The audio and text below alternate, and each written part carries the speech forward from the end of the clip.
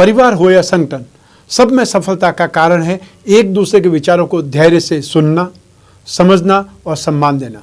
ये बात भी ध्यान रखना है कि जिंदगी जब और भी आसान हो जाती है जब परखने वाले नहीं समझने वाले मिल जाते हैं। नमस्कार, मैं हूं कमल श्रीमाली। आप सभी का बहुत बहुत स्वागत आपके अपने चैनल में। और बुध के मकर राशि में गोचर फल के इस विशेष एपिसोड में, यह एपिसोड आपकी राशि, नाम राशि अर्थात मून साइन पर आधारित है। बुध ग्रह की विशेषता है कि क्रूर ग्रहों के साथ में युति होने पर क्रूर प्रभाव देता है, पाप ग्रहों के साथ में युति करने पर अशुभ फल और सौम्य ग्रहों के साथ में रहने पर शुभ फल प्रदान करते हैं।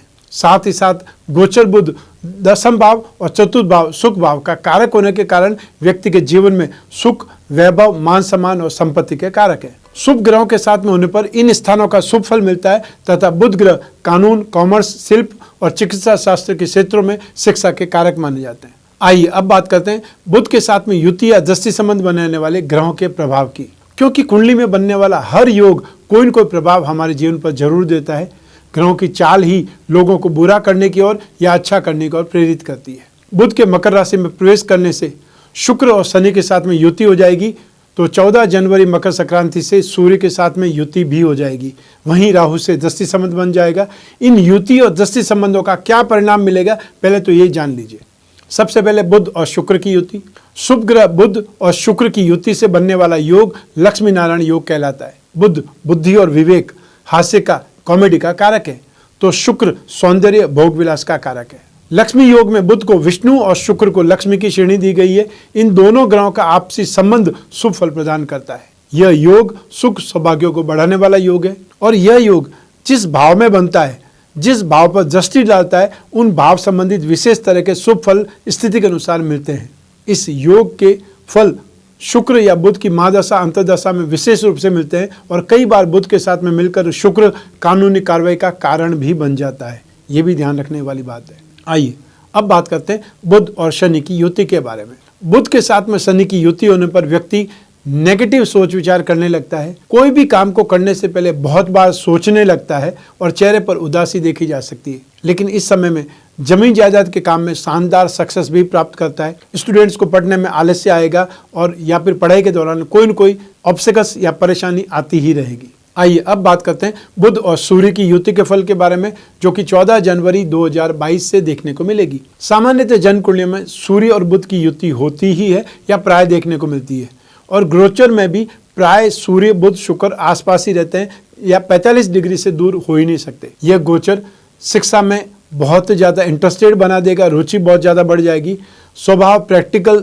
हो जाएगा और आपके कामकाज में, व्यवसाय में यश मिलने लगेगा। ऐसे गोचर में बुद्धि से पैसा कमाया जाता है, न कि मेहनत से। अब बारी है बुध और राहु के दृष्टि संबंध की। बुध और राहु का दृष्टि संबंध बहुत ही ज्यादा बोलने वाला अर्थात डींगे हाँकने वाला स्वभाव दे सकता है। बुद्धि कर्म लेकिन दिखावा ज्यादा होगा या फिर व्यक्ति ये समझता है कि मैं ही बुद्धिमान हूँ। इस समय अंतरजातीय विवाह करने की ओर आकर्षित हो सकते हैं।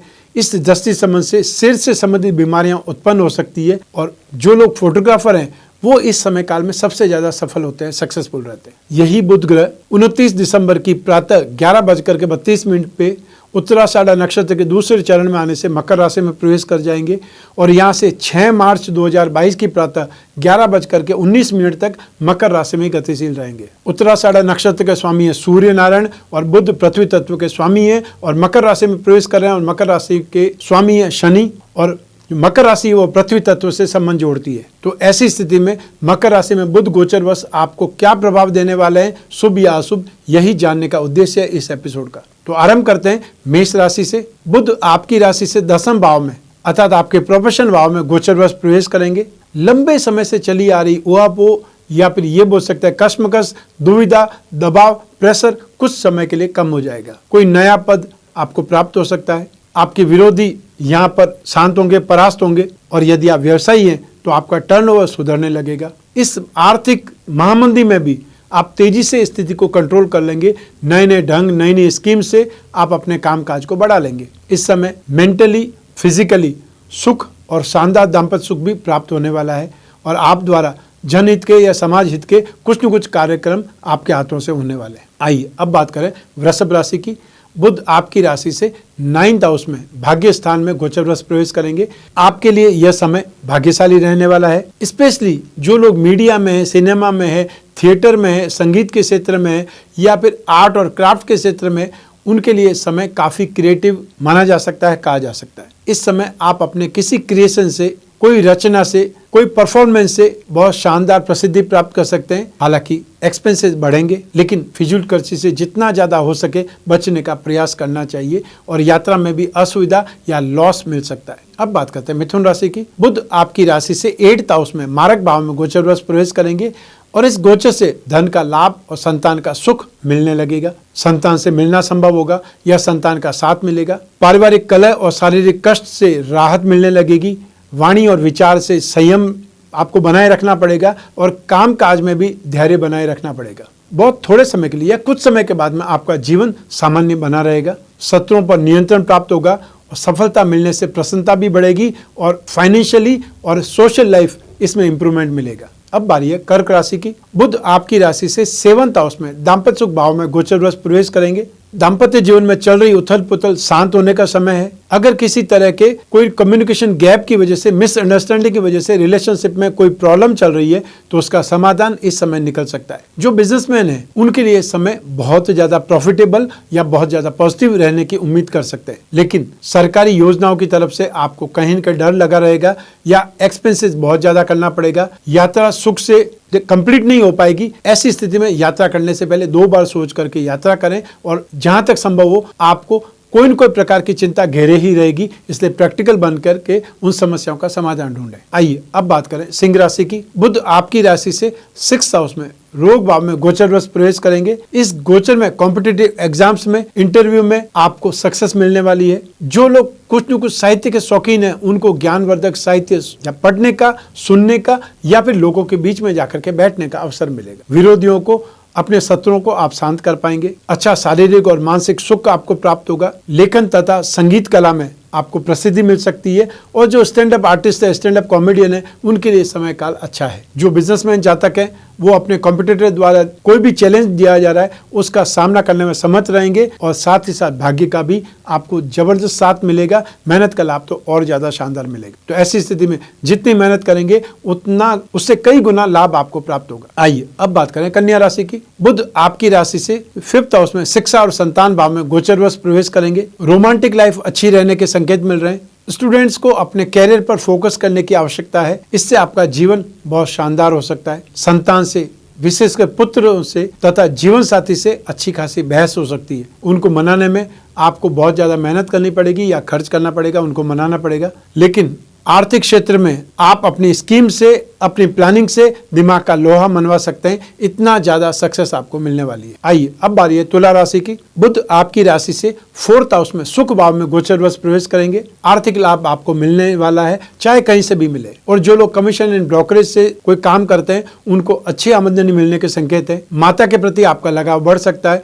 विशेषकर जो जातक कामकाज के सिलसिले में घर से दूर रहते हैं उन्हें घर की याद सता सकती है। जमीन जायदाद में वृद्धि या बहुत से सौदों में आपको लाभ का संकेत मिल रहा है। अच्छे विद्वानों तथा भले लोगों से या बहुत अच्छे अधिकारी या बड़े पद वाले लोगों से आपका सर्कल बढ़ेगा, जान पहचान बढ़ेगी। घरेलू जीवन का, परिवार के जीवन का या परिवार का सुख आपको अच्छा मिलेगा। और जो लोग प्रेम प्रसंगों में व्यस्त है उनकी रोमांटिक लाइफ अच्छी बने रहने के आसार है या उनको एक प्रकार से ये बोल सकते हैं कि आगे बढ़ने का मौका मिलेगा, एक दूसरे को समझने का मौका मिलेगा। आइए अब बात करें वृश्चिक राशि की। बुध आपकी राशि से पराक्रम भाव में 3rd हाउस में गोचरवश प्रवेश करेंगे। बुध का यह परिवर्तन आपके लिए मिक्स परिणाम लेकर के आएगा। एक और जहां आपको अपनी मेहनत का फल इस समय मिल सकता है, वहीं दूसरी ओर सफलता प्राप्ति के लिए आपको बहुत ज्यादा संघर्ष भी करना पड़ेगा और या फिर परिवारजनों से झगड़ा या फाइनेंशियली प्रॉब्लम आ सकती है। आपने जिन लोगों को फाइनेंशियली अवेलेबल कराया है वो लोग वापस देने को तैयार नहीं होंगे और आपकी नीड पूरी नहीं हो पाएगी। तो इस समय लोगों से बातचीत करते समय भी शब्दों का इस्तेमाल ध्यान से करें।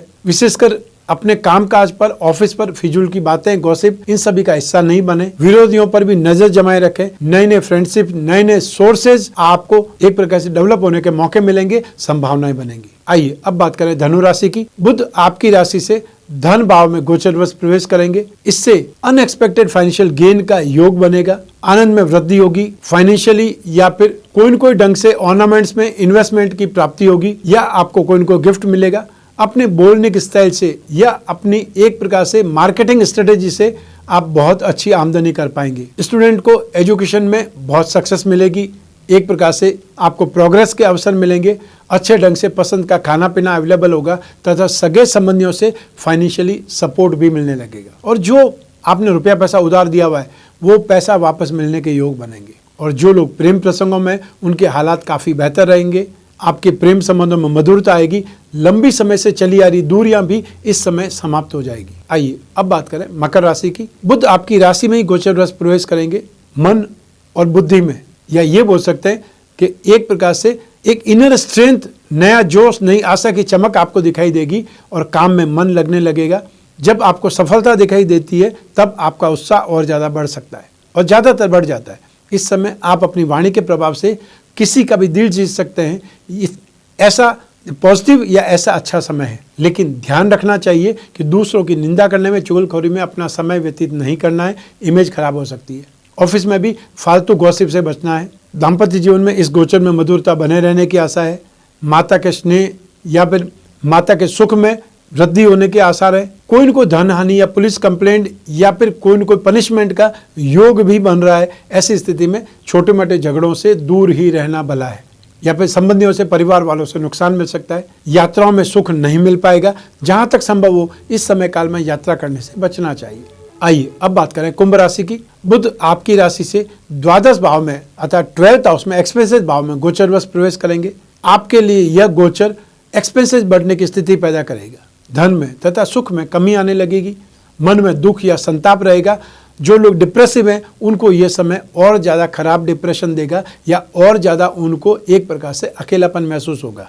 ऐसी स्थिति में आपको परिवार वालों के साथ में ज़्यादा रहना चाहिए, ज़्यादा बातचीत करनी चाहिए। इस समय काल में खाने पीने की वस्तुओं में भी इंटरेस्ट आपका नहीं रहेगा और लड़ाई झगड़े के कारण, विवाद के कारण, संताप के कारण सभी कामों में समस्याएं आने लगेगी, अर्थात आपका कंसंट्रेशन ही गड़बड़ा जाएगा। शत्रुओं द्वारा, विरोधियों द्वारा अपमानित हो सकते हैं या उनसे हार मिल सकती है। हेल्थ भी अब ठीक नहीं रहेगी। उन स्टूडेंट्स को ऑब्स्टिकल्स ज़्यादा या असंतुष्टि ज़्यादा मिलेगी जो ग्रेजुएट या पोस्ट ग्रेजुएट की ओर आगे बढ़ रहे हैं या उनका एग्जाम दे रहे हैं, कोई कंपटीशन का एग्जाम दे रहे हैं। तो आपको इस समय काल में बुध के उपाय करने की आवश्यकता है। आइए अब बात करें राशि क्रम की आखिरी राशि मीन राशि। बुध आपकी राशि से एकादश भाव में, लाभ भाव में गोचरवश प्रवेश करेंगे।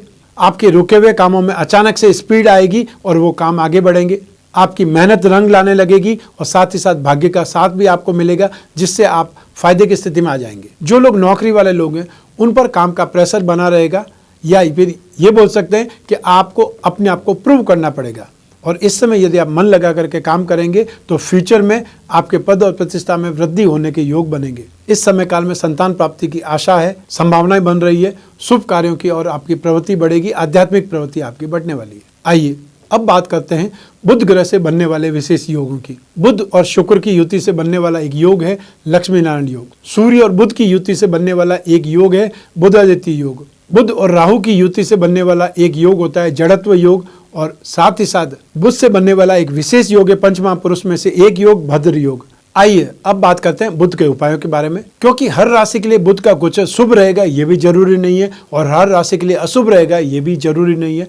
ऐसी स्थिति में जिन राशि के बुध गोचर का प्रभाव नेगेटिव मिलेगा, प्रतिकूल मिलेगा, उन लोगों को बुध के उपाय करने की आवश्यकता ज्यादा पड़ेगी। तो उन उपायों में नित्य गणपति जी की या विष्णु जी की पूजा उपासना शुभ रहेगी। और चाहे उपासना में गणपति चालीसा का पाठ करें, विष्णु चालीसा का पाठ करें, गणपति अथर्वशीष का पाठ करें या पुरुष सूक्त का पाठ करें, जो भी आपको उचित लगे, जो आपको इजी लगे, वो आपको उसमें से कोई न कोई उपाय करना है। और जो लोग मंत्र जाप कर सकते हैं वो लोग ओम गंग गणपते नमः का और या फिर ओम नमो भगवते वासुदेवाय मंत्र का जाप कर सकते हैं।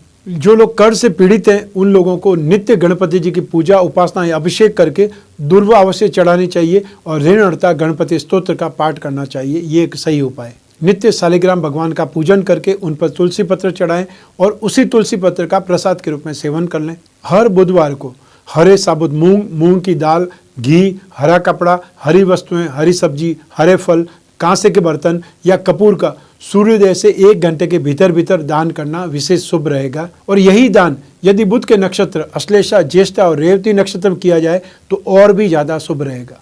अष्टविनायक कवच धारण कर सकते हैं या दशावतार विष्णु कवच धारण कर सकते हैं, और या फिर दोनों को एक साथ में बना करके भी धारण कर सकते हैं।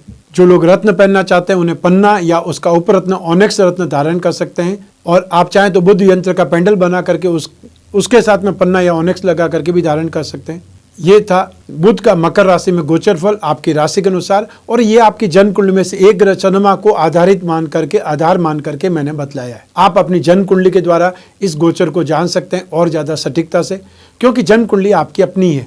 उसमें जो योग हैं, जो दशा फल है, जो भी ग्रहों की दृष्टियाँ हैं या जो भी स्थितियाँ ग्रहों की जो युति है, दृष्टि संबंध है, वो सब आपको फलीभूत होगा, वो सब आपको फल देगा। तो ऐसी स्थिति में जब समस्याएं ज़्यादा हो, समस्याएं ज़्यादा गंभीर हो, और या फिर अनिर्णय की स्थिति आ जाए, बहुत ज़्यादा दुविधा कश्मकश हो जाए, तब अपनी जन्म कुंडली का विश्लेषण जरूर करवाना चाहिए। और यूँ भी एक वर्ष में एक बार अपनी जन्म कुंडली का विश्लेषण कराने से आगे आने वाले वर्ष के बारे में रूपरेखा बन सकती है, प्लानिंग कर सकते हैं। और जो लोग बिजनेसमैन हैं उनको तो हर बहुत बड़ी डीलिंग से पहले अपने भविष्य को, अपने आने वाले समय को चेक जरूर करना चाहिए, ताकि सही समय या फिर ये बोल सकते हैं पॉजिटिव या नेगेटिव दोनों के बारे में जानकारी आपको हो सके। और जब भी जिज्ञासा हो आपके अंदर कुंडली विश्लेषण की, स्क्रीन पर जो नंबर दिए हुए हैं उस पर संपर्क स्थापित करना है, अपॉइंटमेंट फिक्स करना है। फिर आप और मैं आपकी जन्म कुंडली पर, आपकी समस्याओं पर, आपके प्रश्नों पर, आपकी जिज्ञासा पर ही बात करेंगे और ढूंढ करके निकालेंगे आपकी समस्याओं के समाधान के विशेष उपाय। मैं कामना करता हूं कि आप स्वस्थ रहें, प्रसन्न रहें और सुरक्षित रहें। अपने और अपने परिवार का बहुत बहुत ख्याल रखें। आप सभी को मेरा नमस्कार, बहुत बहुत शुभकामनाएं। ईश्वर आपकी रक्षा करे, गणपति देव आपकी रक्षा करे। बहुत बहुत धन्यवाद।